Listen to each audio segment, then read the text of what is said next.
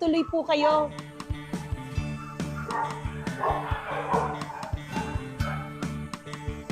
Good morning po. Ito yung aming salas. So ito yung baby grand piano namin. This has been with us for 8 years almost. Yung dalawang anak ko, sila yung nag-play ng piano, yung panganay at yung bunso, yung babae. So ito yung pinagkakalibangan nila. So dito sa salas, minsan nagtitipon-tipon kami ng mga bata para wala lang magkwentuhan. Yun, wala kaming TV dito para focus namin is ang isa't isa para mag-bonding. Yan. Okay, so dito naman sa area na to, ito yung receiving area namin kasi may pinturin naman dito. Dito naghihintay yung mga bisita namin pag wala pa kami dito sa baba. So ito yung receiving area namin. So diretso naman tayo sa dining area namin. Ito yung aquarium namin. Ito puro saltwater fish. So konti lang siya kasi matagal na namin na parang binubuhay to, kailangan konti lang yung fish dyan. So I think yung clownfish nagtatago yata siya. Yan. So, and then, ito yung dining area namin. This is where the family spends most of their time together here. Sobrang gamit tong area namin. Dinner, breakfast, lahat dito, kwentuhan. And of course, I have my plate collection. I started collecting, actually, mommy ko nag-umpisa mag-collect ng plates from the UK.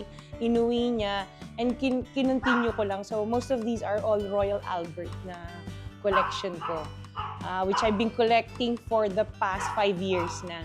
Dito, we have a paging system. So, para tawagin yung mga anak ko kasi minsan ang hirap tumawagin. This is 3 floors up. So, pipindutin mo lang to. Tapos, i-announce na lang kung kakain na o hindi. Yan. So, bababa na yung mga yan. Tapos, yun. Ito yung aming short house tour ng aking bahay. Abangan nyo na lang yung aming kwentuhan ni Miss Corina.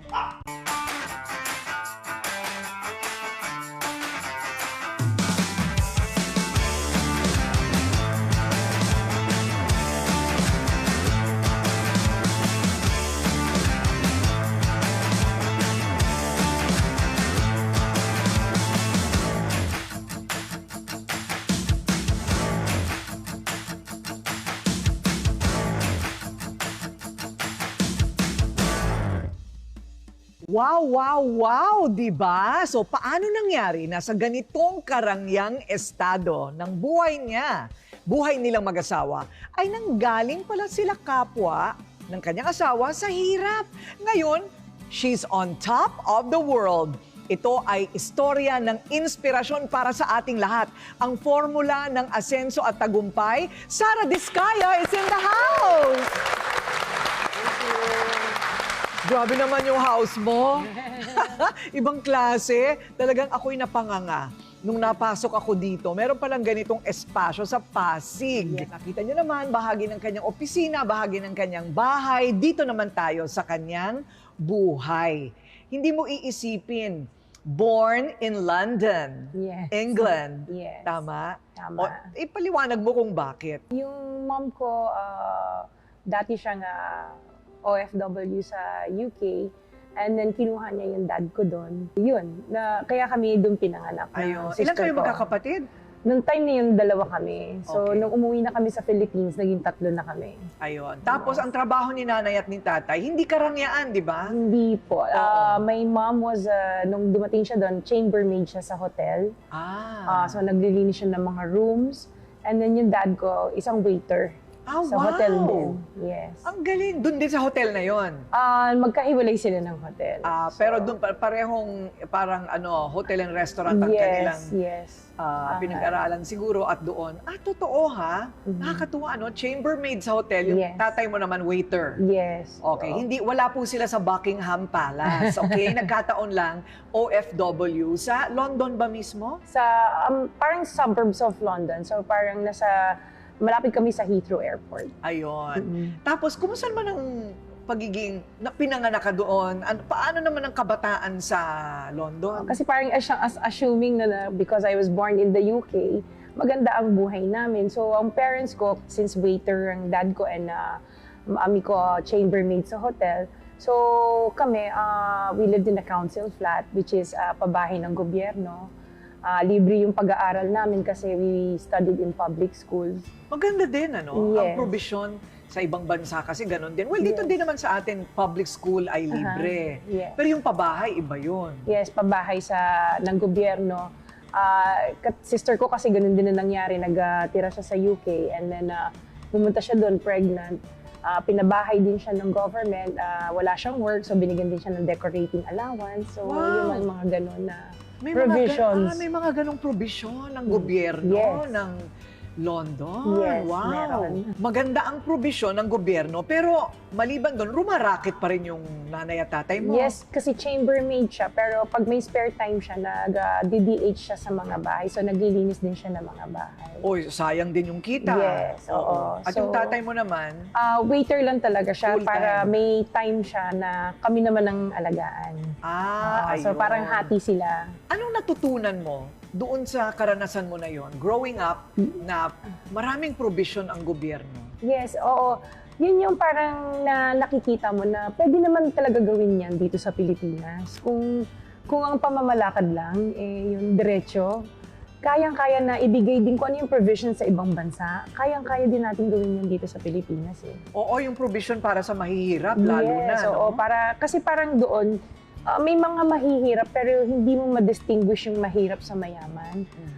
Kasi kung ano nakakain ng mayayaman, nakakain ng mahihirap. Which is kaya naman natin gawin yan dito. Yung Yun. i-elevate din ang buhay ng bawat kapwa natin na Pilipino na maging ganun yung pantay lang. Correct. Hindi naman sila komunista, ano? Hindi naman. Talagang provided lang ng government. Imagine Yes. pabahay, very Pabahay, important. yes. Mawawala lahat ng squatters or urban Oo, poor, no? yes. Maganda rin yung ganong exposure, ano, Yes, for you. oo. Yes. Kasi then, parang ikaw nakukompare mo Mm-mm. kung ano yung pwedeng gawin dito. Correct. Oo. Pero maliban sa natututunan mo noon, Sarah, meron ka rin pinagdaanan bilang bata. Kasi ano ba, nabully ka daw noon dahil iba yung Yes. itsura mo sa Oo. kanila. So, yun nga, I went to a public school. So, syempre, ako yung mga first Asian babies doon nung time na yon, especially dun sa area namin. So, talagang iba yung itsura ko from my classmates. Iilan lang kami na Asian. So, yung bullying, it's not like the bully na name calling lang or ano. Talagang it came to a point na naging physical yung mga classmates ko. So, What? under the table Totoo? na sisipain ako ng classmate ko. So, I would go home with bruises sa legs ko or kaya dito napapunch ako. So, doon ako, nung nag-start ako ng bata ako, talagang very low yung confidence ko. Tapos iyakin ako. Oo. Totoo. So pag uwi mo, nagsusumbong ka naman sa mga magulang mo? No. Yun yung mali ko. I never told my parents. Pero yung nagtataka mami ko, bakit kaya iyakin yung anak ko? Mom ko has a very strong personality. So nung every time na nagkakaroon ng PTC, tinatanong niya sa teachers ko, and then apparently parang na ano niya na yung isang teacher ko, parang may ano din sa color ko or ano. Tapos pinagalitan niya yung teacher ko. So from there, parang naging medyo mag-aangang end ng school year ko kasi pati mom ko, talaga I saw how my mom defended me. Talaga. O ano naman ang natutunan mo doon? Sa pagtayo ng bandila. Bandila ng anak ko dito sa public school na ito. Yes, parang natutunan ko na regardless of your race or kung ano yung features mo, maging strong ka you have to stand up for yourself to Oo. survive. Importante talaga pinaglalaban. Biro mo yung nanay mo, nagdi-DH, tapos naglilinis sa hotel. Yes. Pero pagdating sa karapatan niya, pinaglaban niya. Yes, oo. Very strong ang personality ng mom ko, which is siguro ngayon, medyo nakuha ko rin siya. Nakuha mo rin. Yes. O, maganda naman yun. Yes. Ang daming natututunan kahit bata, ano. Opo. At saka, I think pagka nabubuli ka ng gano'n, tapos hindi ka nagsasabi sa magulang mo, parang napapaisip ka, nagiging ma-analyze kang bata, right? So yun ba ang dahilan, nabubuli ka, kaya naisip nila na iuwi ka muna sa lola mo noong 6 years old ka? Hindi naman. Parang nahihirapan ng parents ko na magtrabaho. na nandun kaming dalawang magkapatid. So parang inuwi muna kami ng mami at daddy ko sa Pilipinas para alagaan kami ng lola ko. Parang experiment. Mm-mm. Mahirap talaga ha, kasi Yeah. dalawa din ang anak Opo, ko. oo. Meron namang yaya, kung minsan gusto kong tumalo ng bintana. Opo. Mahirap. Opo. So, ano naman ang experience mo? First time mong umuwi ng Pilipinas, 6 years old ka. Anong nangyari? Nung umuwi ako, so grade 1 ako, in-enroll ako sa school dito sa Pasig.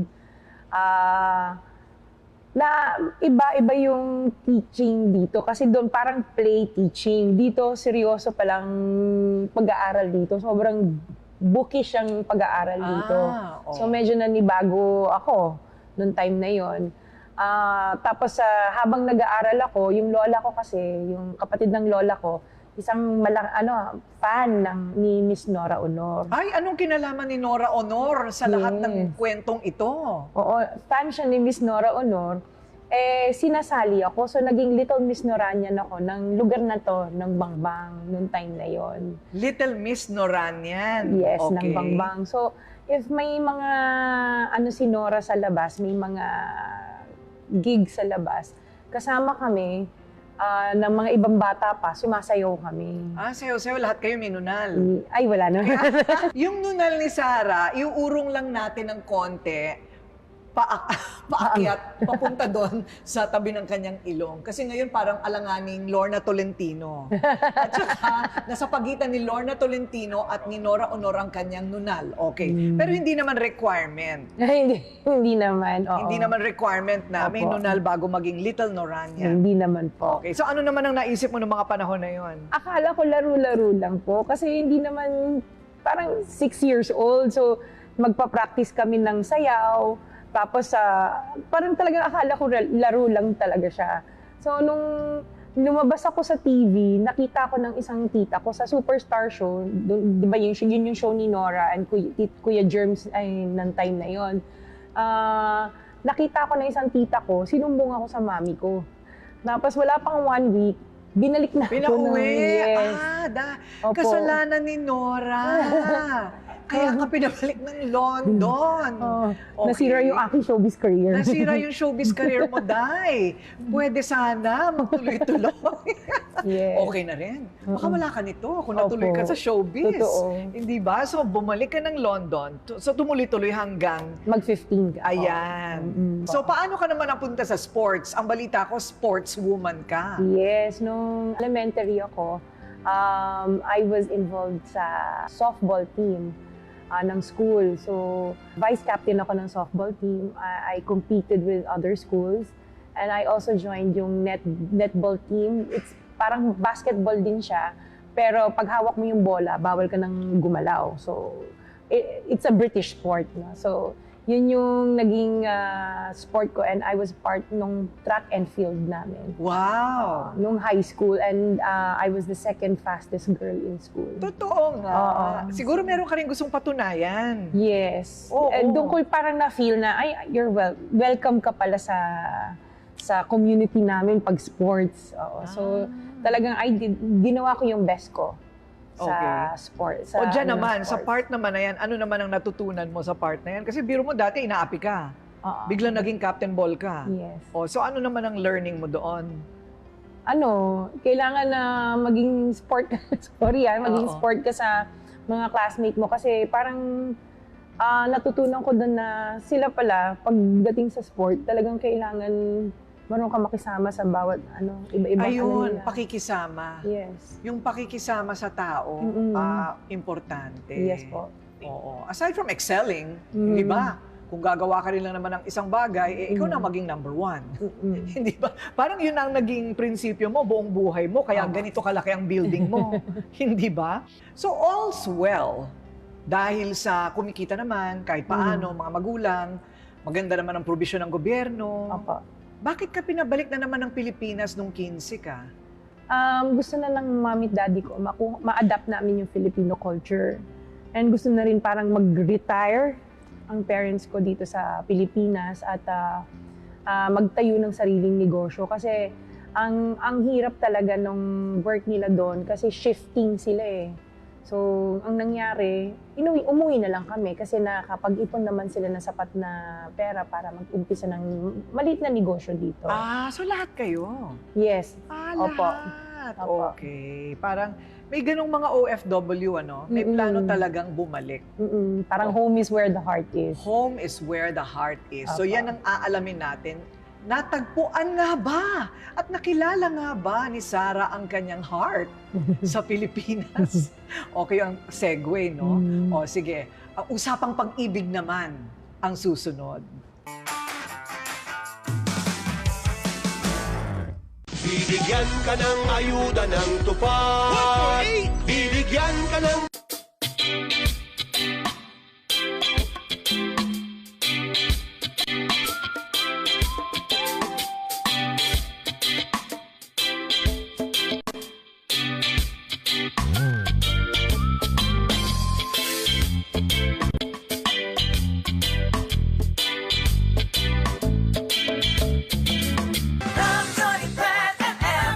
Bawat barangay na ating binibisita.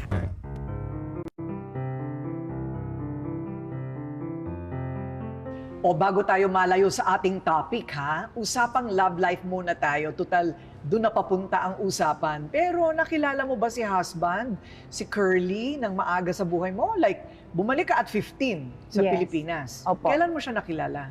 Nung nasa college kami, transfer ako from La Consolacion College, Manila. Nag-aral ako dito sa, malapit na lang sa Pasig. Para hindi mahirap yung biyahe kasi wala naman FX noon, jeep lang eh. Oo. So, nag-aral po ako sa school, classmate ko siya. Classmate. Yes, Okay. opo. So, pero bago yon, yung pagbabalik nyo naman, hindi ka nahirapan? As a teenager going to college, hindi ka nahirapan? Nung teenager, dito ko naramdaman yung self-confidence ko kasi nasa loob ako ng parang kasama ko puro Filipino na. So, tsaka ang babait na mga classmates ko, parang ina-assist ako. Kaya parang dun ko na maging friendly. Kasi una, iyakin ako eh. Dito ko naramdaman yung welcoming. Nagkaroon ako ng self-confidence. Pero marunong sa ka sarili naman ko. managalong. No, yun yung nahirapan kami nung umpisa. Although nakausap kami ng mami at daddy ko ng Tagalog, naintindihan namin. Yung magsalita, doon kami hirap. So, kumusta naman ang English accent natin? Ngayon, Oo. I still have the British accent. Sampulan mo naman kami. Ano? Sampulan naman kami para marinig namin.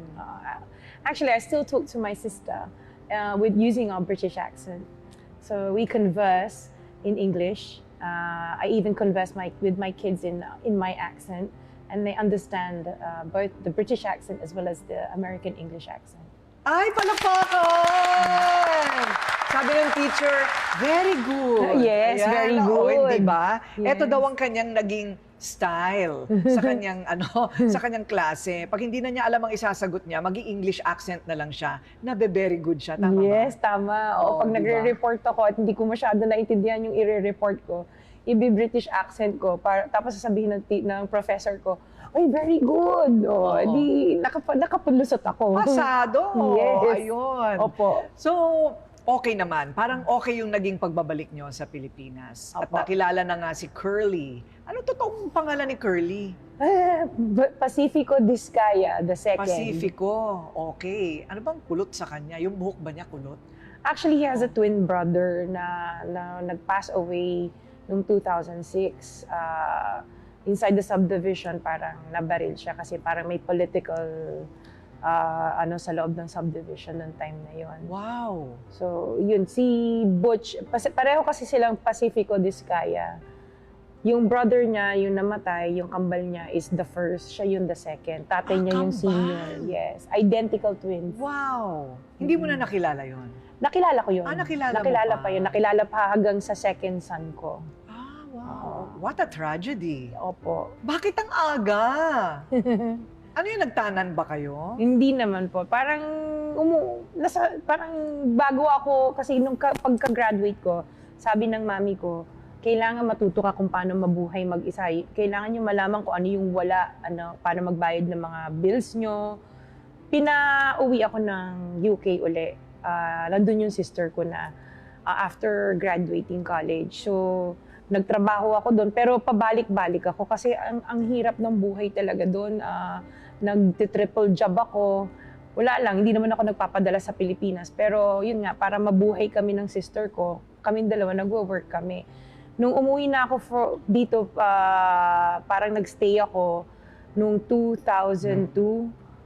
Nag-work ako sa recruitment firm dito for 2 years. And then, I got pregnant dun sa panganay namin. And nung time na yon, parang hindi pa ready yung asawa ko na magkaroon ng family. Paano yun? Ang naisip ko, balik ako ng London para buhayin yung anak ko doon. Parang naka-mindset ako na magiging single mother ako doon. Okay. At pumunta ka nga ng London. Ng London, oo. Kasi free yung panganganak. So may benefits pa yung anak ko. So umuwi ako ng UK para manganak sa panganay namin. Paano yun yung magulang mo nandito? Nandito, hindi nila alam na buntis ako nung umalis ako. So, Dami mong secret, Yes. Oh. Nung 7 months pregnant ako, hindi na maitago, nagsabi na ako sa tita ko na buntis ako, tsaka tumawag ako sa magulang ko na buntis ako. Okay. Oo. Tapos, araw-araw tumatawag pa rin ako sa asawa ko. Tapos, nung nanganak ako, hindi na ako tumawag sa kanya kasi parang feeling ko, may baby na ako, kompleto na ako, may mommy na ako. Hindi na ako tumawag sa kanya. So, nanganak ka na doon, mag-isa ka. Opo. Nakakatakot. Opo. At mas nakakatakot pa ang nangyari sa baby mo. Opo. Sige, ikwento mo. So, nung nanganak ako kay Gerard, nung time na yon, nung nilabas siya, I gave birth normally. Nakaano siya na meconium. So, hindi siya humihinga. So, tinatanong ko yung mga doctors, okay ba yung anak ko, okay ba yung anak ko? Tapos naka-stare lang sila sa akin blankly. Tapos naiiyak na ako kasi walang sound from the baby. Kasi di ba usually nakikita mo paglabas ng baby, iiyak na. Tapos tinakbo nung sa pedya. Tapos may konting, gumanon lang siya. Tapos sabi ko, ay salamat, huminga na siya. Wow. Nakakatakot yun bilang nanay. Yes. Oo. Nakatulong ba yun? I mean, nakadagdag yun sa pressure sa'yo para bumalik ka ng Pilipinas? Kasi yun yung time na nung nanganganak ako, nag-iisa lang ako. Doon ko na yung sa mami ko, na alala ko mami ko. Bakit ka naiiyak when talking about that? Nakita ko kung gaano maging mahirap maging isang ina na nag-iisa ka. Tapos, ang una mong iisipin yung mami mo habang nanganganak ka. Kasi alam mo yung nanay mo, siya lang yung kasangga mo sa buhay. So talagang, naalala ko mami ko talaga. Nung time na nanganganak ako. Kasi alam ko siya yung magsasabi sa akin, anak, okay ka lang, kaya mo. Kaya lang nasa Pilipinas siya. Wala. Oo, no? Well, yun ang mga bunga ng mga desisyon natin. Pero maganda rin yung nangyari sa'yo kasi talagang action-packed ang buhay mo. Dadaan ka talaga dun bago matutunan yung parang leksyon ng buhay, ano? Oo. Ganun yata talaga. Ang nanay mo ba, kumusta na? My mom is with me. She lives with me, no? Parang kasi nung time na yun, nung nanganak ako sa anak ko, kasi nung time nung dalaga ako, hindi kami magkasundo ng mami ko, palagi kami nag-aaway. Kaya yun yung, nung nanganak ako, doon ko na kung gaano ka-importante at mahalaga na ang nanay mo talaga kasama mo, kasangga mo sa buhay. Hindi ka gustong ipahamak ng nanay mo. Although kasi di ba yun yung time na pag 18 ka, rebelde ka. So doon ko na kung gaano kahalaga ang mami ko sa akin. And ngayon, nasa akin ang nanay ko, mami ko. Ako nag-aalaga sa kanya. 75 na siya, pero nakakalakad siya. Okay siya. Oo. And every day, pag gising namin sa umaga, nagkukwentuhan kami. Parang siya na yung best friend ko. Ayun. So maganda naman. Dahil lang siguro yung mag-isa ka. Oo, tsaka mag-isa ka. naalala mo yung pagiging isa mo, yung nanay mo malayo. Ayun, kaya naman pala. Kaya lang, naisip ko kailangan ko umuwi, magpahinga. Kasi parang I was on the brink of postpartum. Parang nadidepress ako na nag-iisa ako doon. So umuwi ako dito, dala ko yung baby ko, 3 weeks old. Inuwi ko siya dito. Na hindi ko sinasabi sa asawa ko na nandito kami. So 2 linggo na kami nandito. siguro naramdaman niya or may common friend kami na nagsabi sa kanya, "Ay, nandito yung anak mo tsaka si Sarah." Nag-contact siya sa bahay namin, tinawagan niya. Ang lola ko naman kasi parang konsentidor din. Oo, nandito sa Pilipinas, nandito yung si Sarah. Noong time na yun, na nakita na niya anak niya, parang hindi na rin kami niya tinigilan ng pagbibisita araw-araw sa bahay. Kasi plano ko, 6 weeks lang ako dito and then babalik kami doon. Sabay na namanhikan na siya sa parents ko na gusto niya daw akong pakasalan para magbuo kami ng family. Ayun, nakuha din nung makita ang bata. Hindi kaya yung asawa mo, si Curly, medyo nangingimi dahil sabi mo mahirap pa daw sila sa daga dati. Yes po. Si Curly. Opo. No? Pag sinabi mong mahirap pa sa daga, anong ibig mong sabihin? Ano ang buhay niya dati? Nung nakilala ko siya, aral siya ng, parang scholar siya ng church. Time na yun, nung kinukwento niya yung past niya, broken family kasi sila ng mom at dad niya. Tapos 9 sila magkakapatid. Wow! Yung isang sister niya, yung bago sila ng twins, parang naibigay ng mami niya dun sa isang kamag-anak. So nasa US yung kapatid niya yun na hindi na nila nakilala. So yung 8 sila, parang hiwalay-hiwalay sila. Tapos siya lumaki sa Bicol, kasama yung twin brother niya at ibang kapatid. Okay. Nakatira sila sa bukid. Tapos dinala niya ako dun sa kung saan siya lumaki. So nung nakita ko yung area, talagang sabi ko, paano kayo nagkasya dito? Isang kubo lang talaga siya. Walang CR. Totoo, walang CR. Oo, so bumababa pa. Saan kayo nagsi-CR dito? Bababa pa sila dun sa baba, sa may ilog. So parang sabi ko, grabe.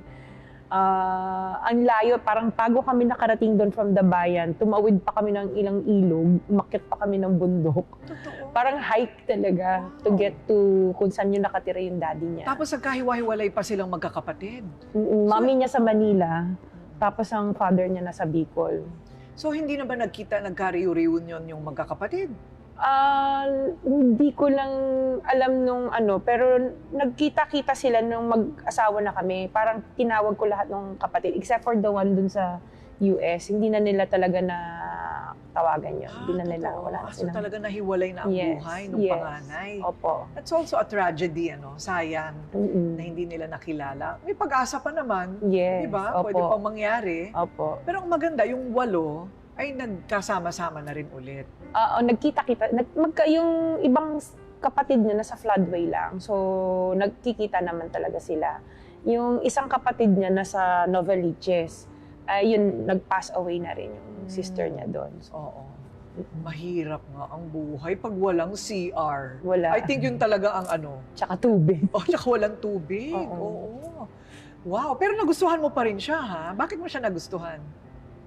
Nung time na yun, una ko siya nakita, parang hindi ko siya feel kasi parang makulit.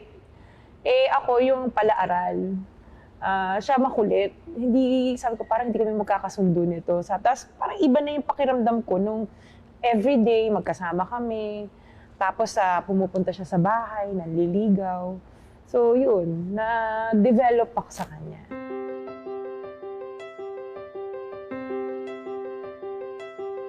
At ngayon ay 4 na ang Yes. mga anak. Anong Opo. mga edad? So yung eldest ko si Gerard, 22. Yung sumunod si Matthew, 20.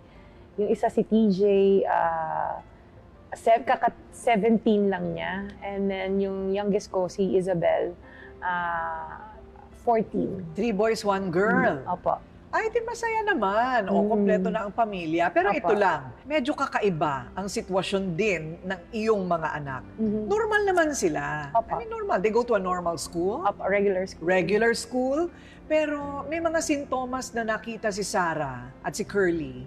At nalaman na lahat ng 4 mong anak ay may ADHD. Attention Deficit Hyperactivity Disorder. Opo. Sabihin, anong ibig sabihin nun?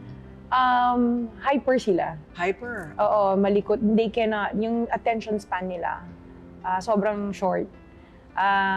So, nung kay Gerard, siya yung una napansin ko na ang likot, hindi siya mapigil sa isang upuan. Kailangan niya umikot. So, pina-check namin sa developmental pedya. Kahit nanonood ng TV? Oo, okay, malikot siya. Talagang ikot na siya ng ikot. Oo. So, pina-check namin siya sa developmental pedya. Doon namin nalaman na may ADHD siya. Nung time na yon, kailangan mag-therapy siya, yung occupational therapy and speech therapy. Hindi na siya nag-speech, sorry. Occupational therapy lang siya. To teach him to calm down. Kasi ang way of calming him down nung time na yun, yung sa tingin ko nung time na yun, nung hindi ko pa siya pinapacheck, yung gadgets. Yung pala mas lalo siya na-aggravate kasi nanggigigil siya, kailangan niya talagang kumilos. Nung may mga ways na para kalma siya. And hindi ko din sila tinreat as if special sila. Kasi normal kids lang naman sila na if tinreat mo silang special, they will come to a point na hindi na nila malaman kung ano yung tama at mali. Kasi tinitreat mo silang special. Parang you're making excuses sa lalo ba, may ginawang masama, hindi hayaan mo lang siya kasi special siya. Ako hindi. I tell them off or papagalitan ko or pagsasabihan ko. Na parang normal na bata? Normal na bata, oo. Kasi pag hindi mo ginanon, hindi na nila alam kung ano yung tama at mali. Oo. Okay. So, yun yung way of disciplining them noong time na yun. Yung sumunod, binabantayan ko na baka may same symptoms din. Which is, yung kay Gerald kasi is, may yung sensory problem. Yung kanya play. Pero yung pala nakakasakit na siya ng bata. Natulak niya. Oo. So, umabot din sa point na, syempre yung time na yun, ang ADHD, bago lang sa hindi katulad ngayon, accepted na siya. May umabot sa time na I put him in a regular school na pinipetition siya ng magulang para tanggalin sa... Totoo? Oo. Oh. So, nagwagi ba yun? Hindi naman? Ako na nag-decide to move him to a different school na kayang i-handle yung kids na may hyperactivity. But normal school, just Regular the same? school din, within Pasig. Tsaka kasi noong time yun, hindi ko naman ma-afford na padala sa magagandang school na kayang i-manage, yes. Oo. So ngayon, lahat ng apat meron? Meron. Different degrees? Yung second child ko, parang may academic delay lang siya. So, yung pangatlo at saka pang-apat, okay na sila. Discharge na sila. Pero may interventions pa rin kami for English tsaka academic intervention for English and math. So pwede pa lang kung ikaw ay may ganong sintomas, yung mga anak mo, may iba nga, 30 years old na, tsaka lang sila nagpatingin at na-diagnose na kaya pala ako ganito. May ADHD ako. So, pwede palang ma-reverse. Pwedeng maging normal. Pag continuous yung therapies and interventions nila. Kasi umabot din sa point na bibigyan sila ng medication, which is parang hindi ako ayoko ng medication kasi baka ibang organs naman nila sa katawan nila, yun na magka-diferensya. So, intervention talaga ang pinili ko para sa mga bata. Ngayon, yung eldest ko si Gerard, the 22 years old, third year student siya sa Mapua for civil engineering. Ayun. So, yun yung worry mo bilang parent na they can't cope. So ngayon medyo yung struggle before nung maliliit sila up to now, parang napagdaanan ko pala yun na lahat sila dinadala ko sa therapy sessions para lang maging okay. Oo. Itong si Sarah, no, napaka-action pack ng buhay. Pero sanay ka sa bakbakan. Yes po. Sanay siya sa bakbakan. Kaya pinasok na rin niya ang politika. Ganon din yun eh. Yun ang pag-usapan natin. Kasi ang dami, pumunta kami dyan, ang dami nakapila. Yung pala, hihingi ng tulong. Opo. Parang kapwa ko, mahal ko itong kanyang building dito po sa Pasig. Yan ngayon ang aalamin natin. Anong klaseng boxing naman itong nangyayari ngayon sa gustong pasuking universe ni Sara Diskaya. Nung una ko siya makita, parang may kakaibang naramdaman na ako sa kanya. Kaya lang syempre, para sa akin, parang tingin ko ay hindi ako karapat-dapat sa kanya kasi alam ko meron sila at ako naman ay talagang walang-wala din at salat sa buhay ng mga time na yon. At tingin ko, yung aming karanasan sa pag-construction ng iba't ibang klase ng mga hospital, iba't ibang klase ng school, iba't ibang klase ng mga housing, tulay, flood control, at ganoon din yung karanasan namin na kami ay dating naging wala. Kung ano ang tagumpay na aming tinatamasa ngayon at ano ang kaalaman at skills na binigay niya sa amin, plus yung aming damdamin na kung ano ang nararamdaman ng isang taong wala, mas madali naming maunawaan sila at matupad kung ano man ang kailangan nila. This portion is brought to you by Jim 7-in-1 Coffee Mix. Isa lang ang isinisigaw. May plus ka sa life.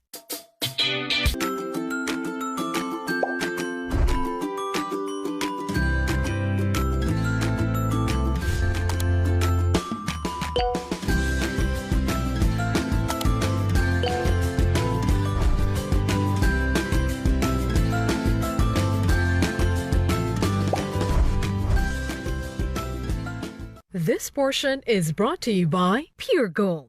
Sa Pure Gold, always mura, always kompleto, always may promo, always panalo. Pagkatapos ng kanilang buhay na mahirap, hindi lang mahirap sa struggle, kundi talagang mahirap sila. Mahirap. Pero paano napunta sa ganitong tugatog ng tagumpay sa buhay, sa iba't ibang larangan, at ngayon, dahil sanay sa bakbakan na rin tayo sa negosyo at politika. Diba? Pero bago yung politika, negosyo muna. Right? Kasi, syempre, 4 ang anak. Mahirap din, kailangan matutong maghanap buhay. Paano ka ano nga ba yung pinasok mo? It's construction, right? Construction. Paano ka napunta sa construction? Nung umuwi kami sa Pilipinas nung dalaga ako, nag-supply ang dad ko, nag-umpisa sa supplies. And nung nakaipon na siya, nag-umpisa kami ng construction business, ang daddy ko. So, nung nag-asawa na ako, yung asawa ko naging foreman ng daddy ko. Ah, totoo? Oo. Yun ba yung tinapos ninyo pareho sa kolehiyo? Hindi, pareho kaming computer management ang tinapos namin. Okay, pero ang construction na pag-aaralan. Na pag-aaralan. So, naging foreman yung husband ko sa negosyo ng daddy ko. Umabot sa point na sinabi niya, Daddy, baka pwede kaming makahingi ng maliit lang na project. So, nabigyan na naman ng daddy ko kami ng maliit na project sa yung gate ng barracks or cementerio ng City Hall. So, ginawa namin yun. Noong time na yun, maliit lang na halaga yun. Pero sa amin, parang feeling namin, ang laking achievement. Nahihirapan kami kasi first time kami sasabak sa construction business, business management kami. So, wala kaming background. Correct. Yung pala, napag-aaralan din siya. Kahit hindi ka inhinyero. Oo, opo. Ano yung struggle nyo nung una? Ano yung pinakamahirap na bahagi nung pagsisimula ninyo? Yung, syempre, yung time na hindi kami makakuha ng mga projects, yun yung struggle. Kasi pag nakakuha ka, syempre, alam mo, may income ka. Pero pag wala kang project, parang weather. Unlike kung nagwo-work ka sa isang trabaho, alam mo, every 15-30 may sahod ka. Totoo. So dito, hindi ka sure kung kailan ka makakasingil, kung kikita ba yung project na ginawa mo, tapos may 4 ka pang anak. So talagang struggle sa amin mag-asawa. Naku, pero ano ang sikreto? Paano nyo nalaktaw yun? Nag-venture sa ibang negosyo, nag-try kami magtahian. Tahian? Opo. Kumpleto kami sa lahat ng makina, parang over 100 sewing machines meron So kami. pwede rin ako magpagawa ng kurtina sa inyo? Nung time na yon, pero kasi talagang ang hina din ng kita kasi minsan yung mga checks namin from companies na pinasukan namin para mag-subcon for tahian, mabot ng 120 days. So sabi ko, paano tayo mabubuhay nito? Pinabenta ko lahat ng makina at nag-focus na lang kami talaga sa construction. Nagturo pa ako sa isang school for English teacher kasi because of the accent, kaya kong magturo. Nag-sideline muna ako noon, yung asawa ko nag-sideline din, nagpagbebenta ng bubong, hanggang nag-focus na lang talaga kami sa construction. Ayun. Kasi parang hindi pa kailangan namin talaga ng stable job noong time na yon. Correct. So, I think yung secret is talagang magdire-diretso lang, ano? Opo, tsaka Una, walang choice. Wag mawalan ng pag-asa. Oo. Parang kasi kami mag-asawa, team kami nung nasa construction kami. Minsan siya, nada-down siya.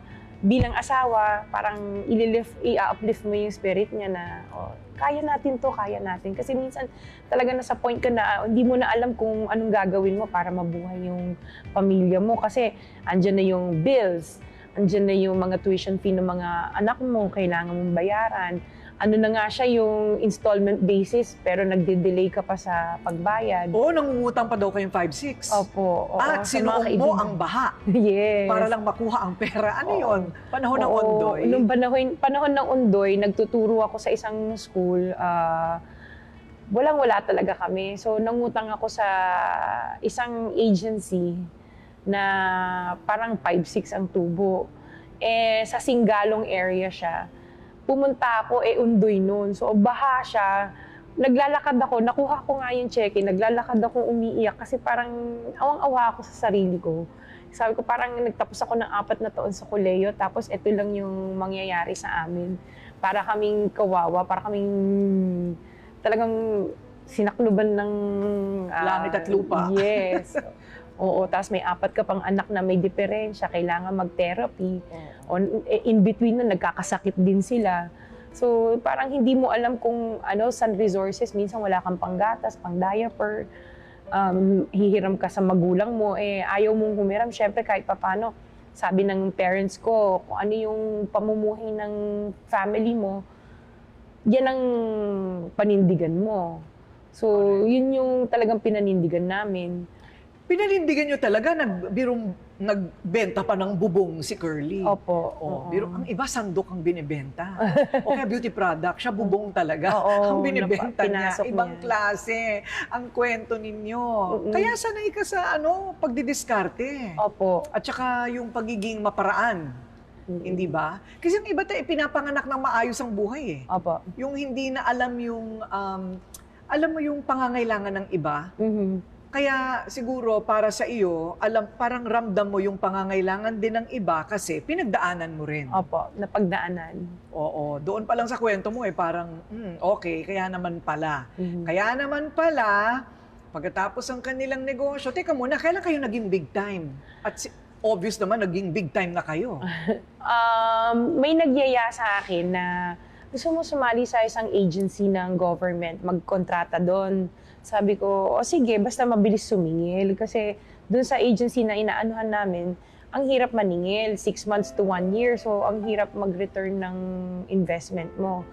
So, nag-try kami, binigyan kami ng listing. Sabi sa amin, sabi ko, ito gusto kong project na to, ito. So, pinuntahan namin yung agency na yon para sabihin na gusto namin yung project.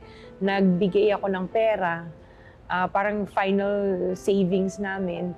Only to find out, tapos na yung project, naniningil na yung contractor. So, naloko pala kami, na-scam kami. Ayun. So, nung time na yon, sabi ko, hirap na nga kami sa buhay. Tapos may manloloko pa sa'yo. Nagkaroon ako ng parang mild heart attack because of that. Ay. Na-stress ako. Wow. Mm-mm.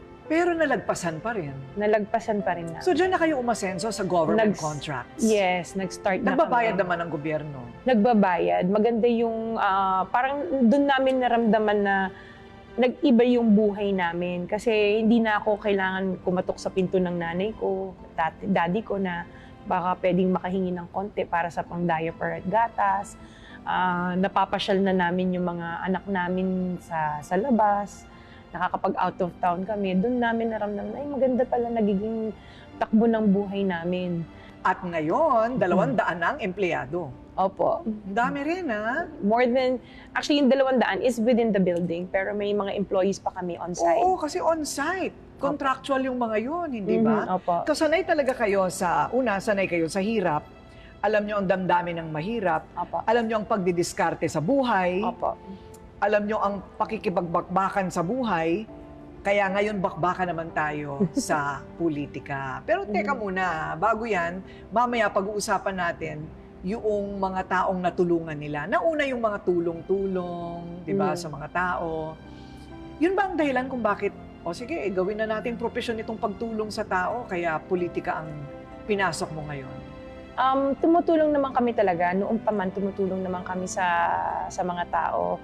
Kasi parang yun isa sa mga advocacy namin. Sabi ko, pag tayo umasenso, let's return sa community. So tumutulong naman talaga kami. Kaya lang yung reach namin, hindi ganun ka-wide. So kami dumadaan pa sa mga barangay para mag-distribute ng wheelchairs, mga medical equipment, nagbibigay kami. So ngayon parang what we see lacking is parang sabi ko, let's think about running for politics naman. Ayun, okay. So, kumusta naman ang pagsabak mo sa politika? Hindi ka naman nagsisisi? Alam mo, sabi nila, kung gusto mong gumanti sa kalaban mo, itulak mo sa politika yan. Pero not necessarily, right? Not necessarily, kasi at the end of the day, parang alam mo, tumutulong ka sa kapwa mo. Mangalawa, alam mong kahit papano, win or lose naman, no? Alam mo may natulungan kang tao at may nataas o naiangat na buhay ng kapwa mo. Oo naman. Bigyan mo nga lang ng 500 piso ang pobre, malaking bagay na yun sa buhay nila, di ba? Ano para sa'yo ang pinaka-challenging na bahagi ng pagtakbo bilang mayor ng Pasig? Ang challenging, syempre, it's totally different from being a private citizen na tumutulong. Ngayon na mas maraming taong pumupunta sa office para humingi ng tulong kasi kilala ka na. Normal lang naman parang wala naman ako nakikitang mahirap na nangyayari ngayon sa pagtakbo ko or yung paggawa ko kasi people person ako kahit dito naman sa office noon pa man, ako yung nalalapitan.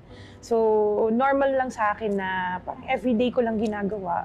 Punta sa isang lugar, namimigay sa mga tao, So matagal mo nang ginagawa yun? Yes po. I see. Okay. So, ano naman ang balak mo para sa Pasig? Yung, syempre, may tutulak sa'yo para may magawa kang pagbabago sa mga polisiya o kaya meron kang gustong isulong na advokasya o tulong. Ano yon for Pasig? For Pasig, no, katulad ng kinukwento ko, itong company namin, kaya kami naging successful, hindi dahil marami kaming pera or naging ganito yung pamumuhay namin. It's how kami nakataangat ng buhay or antas ng buhay ng mga empleyado namin dito na dumating dito sa office namin na walang-wala. Tapos ngayon nakapagpatayo na sila ng bahay ng magulang nila, nakakapag-abroad sila. Ang nakikita ko sa Pasig is gusto ko iangat ang antas ng buhay ng bawat isang Pasigenyo na yung hindi parang walang nangyari, no? Yung bigyan ng magandang serbisyo lalo na sa mga ospital. Kasi yun yung lacking ngayon, hospital services, walang gamot sa mga health centers namin. So talagang advocacy ko for Pasig is to improve yung lifestyle ng bawat Pasigenyo, healthcare, and yung smart city na sinasabi namin na maging maganda yung pamumuhay nila, mabigyan sila ng pabahay kasi yan yung wala dito ngayon, walang pabahay ang mga Pasigenyo ngayon. Ay, ang ganda. Kasi yun ang naranasan mo sa abroad. Yes po. Yun ang maganda sa karanasan mo sa abroad, no? Yung pabahay. Opo. Parang importante yun. Marami bang nangangailangan ng bahay dito sa Pasig? Yes po, lalo na sa mga areas ng katulad ng floodway, yung East Bank and West Bank. Naranasan namin o nakita namin sa sarili namin mata na lalo na pag nagkaroon ng bagyo, yung nakalipas na bagyong Karina tsaka Christine, sila yung unang nababaha So ang maganda na bigyan mo sila ng bahay na hindi sila nag-aalala kung yung safety ba nila, kailangan nila palaging lumikas sa mga centers or kung saan man sila pwedeng lumikas. So nasa construction kayo, Sarah, di ba? Opo. Ito nga isagot mo sa akin kasi ang dami ko nang ginagawang mga istorya, nababasa ko sa balita, na binaha itong lugar na ito at next year ganun ulit ang kwento, binaha ulit at mas grabe pa ang baha at ngayon baha ulit. Ano ba ang kailangan gawin para hindi na bahain With Pasig, no, parang nakita namin kasi it's not enough na i-declog yung mga drainage systems. Ang Pasig kasi ang population nag-i-increase, hindi naman siya nagde-decrease. Kailangan i-upgrade natin din yung mga drainage systems natin dito sa Pasig. Laliman siya para medyo mabawasan man lamang yung floods dito. Laliman ang drainage. Opo. Malaking trabaho ba yun? Medyo malaking trabaho Ayun. yun. At Oo. kailangan pondohan, ano? Opo. Kailangan pondohan. Pero gagawin mo yon. Yan. Kasi yun nga yung sinasabi ko, yung expertise namin as contractors, yan yung gusto namin i-share dito sa Pasig. Ayun. Oo, bilang contractor, biro mo yung...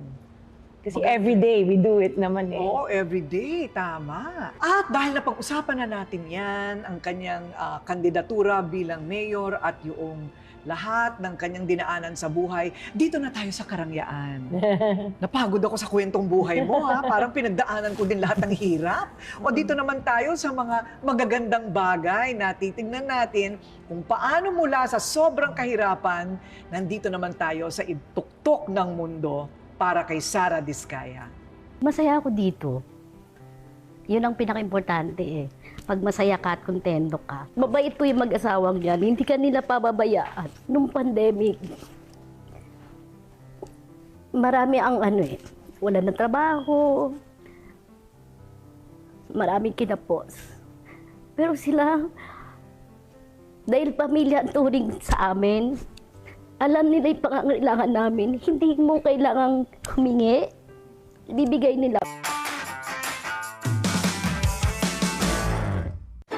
Mula sa Net25 News, ako po si Alex Santos. At ako naman po si Ali Soto. Matatag, matapang at matapat na balitaan. Yan ang aming ihahatid Lunes hanggang Biyernes. Alas 6 hanggang alas 7:30 ng gabi. Mata ng Agila Prime Time. Dito sa Net25.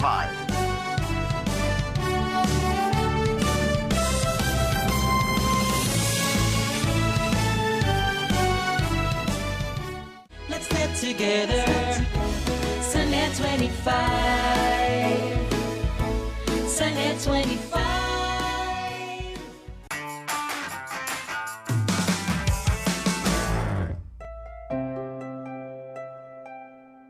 Wow! Yun lang ang masasabi ko. Alam mo, pagpasok ko pa lang dito, sabi ko na kagad, "Hay, pwede ka magtayo ng isa pang building dito sa loob ng isang palapag pa lang ng building ninyo dito sa Pasig." Opo. Gaano katagal ginawa itong building na ito? So, it took us about a year for the whole building to be finished. Wow, 1 year lang talaga.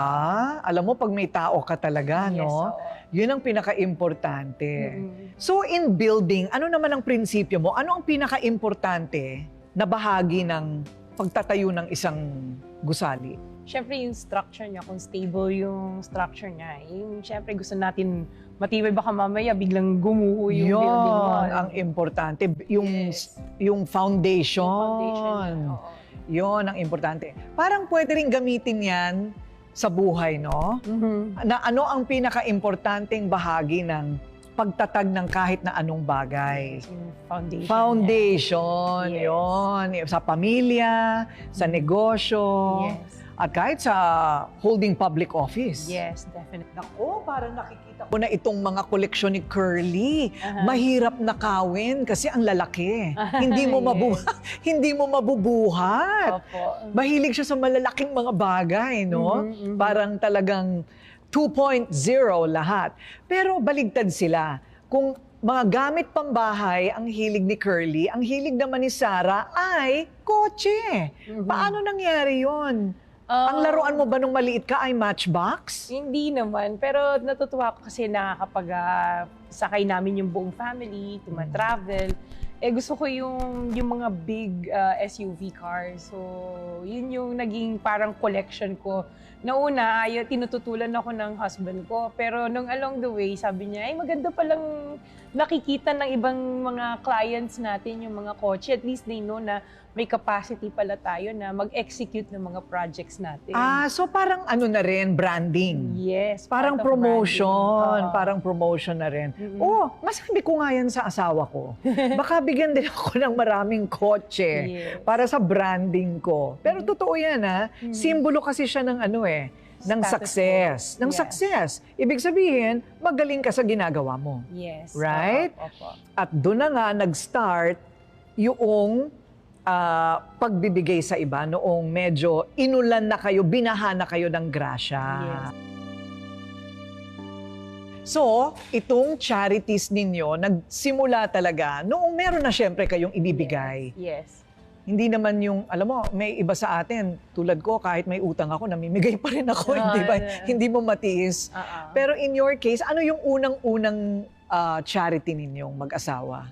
Ang una naming charity noon nung pagbibigay or pagbabalik, I remember when I used to bring my kids to school.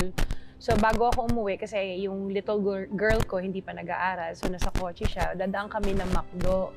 So yung may mga bata doon na every morning sa may McDo, magda-drive-thru kami, hindi ko binibilan lang para sa amin mag-ina. Pati yung mga bata, kasi instead of giving them money, mas gusto ko yung alam kong kakain sila. So binibilang ko din sila kung ano yung McDo namin, meron din sila. So every morning ina-anticipate ako ng mga kids na dadaan ako para magbili ng pagkain nila. Yun yung una. So ano naman ang naramdaman mo nung sinimulan mo yung ganong ano? Ang saya kasi parang ang gaang sa loob. Alam mo na may natutulungan ka. And then it came to a point na okay na kami. Starting 2016 pa yon, namimigay kami dito sa harapan ng house namin. So ang pila, umiikot ng buong block minsan para magbigay kami sa mga tao. So everyone is welcome. Open ang house namin. Totoo ba? Yes. So nakahanda na lahat ng mga panregalo nyo? Yes, naka-ready na siya. Binibigyan namin sila ng konting pera or kaya may grocery bags na binibigay kami sa mga tao. Paano yung uulit-ulit? Nilalagyan namin sila ng indelible ink sa daliri para hindi na sila paikot-ikot. Paikot-ikot. Yes. Okay. Paano yung lahat ng miyembro ng pamilya pwedeng pumila? Yes, hanggang bata kasi sineseparate namin yung pila para sa mga bata tsaka sa mga matatanda. Ay, nakakatuwa naman, ano? Yes, that's how we started and doon kami nakilala nung umpisa na namimigay. And then every birthday namin, naisip namin, puro na lang ganyan ang ginagawa nating charity. So, nagbigay kami ng mga wheelchairs, quad canes, nebulizers, glucometer sa mga barangays. Tapos sila nag-distribute sa mga constituents nila. O para naman sa health yon. Yes. Para sa health. Mula bata hanggang matanda. Yes. Ang sakop. Tsaka yun din yung mga sakit na meron ako. So, I'm diabetic. May asthma ako. I know these items, ang mahal bilhin. Kaya yun din yung pinamimigay ko. Kaya pala nagbibigay ka ng nebulizer? Yes. Kasi may asthma ka din. Yes. Ayun. Tapos diabetic ka din. Yes. Kaya may glucometer. Tapos mga BP sets. And then kung sino yung nagre-request sa amin, like in not in Pasig, outside of Pasig, nag-request sila ng mga balik-eskwela programs nila. Namigay tayo ng mga starters for school na set. Ayun. Wow. So, mula sa ganong klaseng pamimigay all these years, ngayon, ang gusto nyong mangyari ay talagang pangmalawakan na, buong Pasig na talaga. We try. Yes, yes. And, yun naman ang pangmalawakan ding charity. It's a tradition na pati mga anak ko, ini-involve ko. Sila minsan yung namimigay na envelopes. We also have a soup kitchen that we've been doing also with sa isang lugar where we get street children. So kasama din yung mga anak ko doon kasi I want them to learn na ang charity work is parang makikita mo na may natutulungan ka, masaya yung natutulungan mo. Actually, yung son ko said when we took him sa isang event namin, sinama ko na may binigay kami. Tapos tuwang-tuwa yung mga tao. Sabi niya, Mama, ang sarap pala ng pakiramdam na ikaw yung nagbibigay. Totoo. Oo. So parang I felt a sense of achievement sa sarili ko na yung anak ko, napapansin yung trabaho na ginagawa namin sa charity namin. Ayun. Yung nararamdaman nyo dati, nararamdaman na rin nila. Yes. And hari nawa, magmana sila sa ano. Sana. Sa ganon, yes. di ba? At mapagpatuloy nila yung sinimulan Yung yung ginagawa namin. mag-asawa. Ayun. So, well, congrats. Dahil ang layo ng pinagdaanan nyo. Opo. Yung isa galing pa ng bundok ng Bicol. At ngayon, basta ang importante, tuloy-tuloy. Tuloy-tuloy. Hindi titigil ang pagtulong ng Pamilya Diskaya. Hindi titigil po. Congrats! Thank Well you. done, sis! Thank you.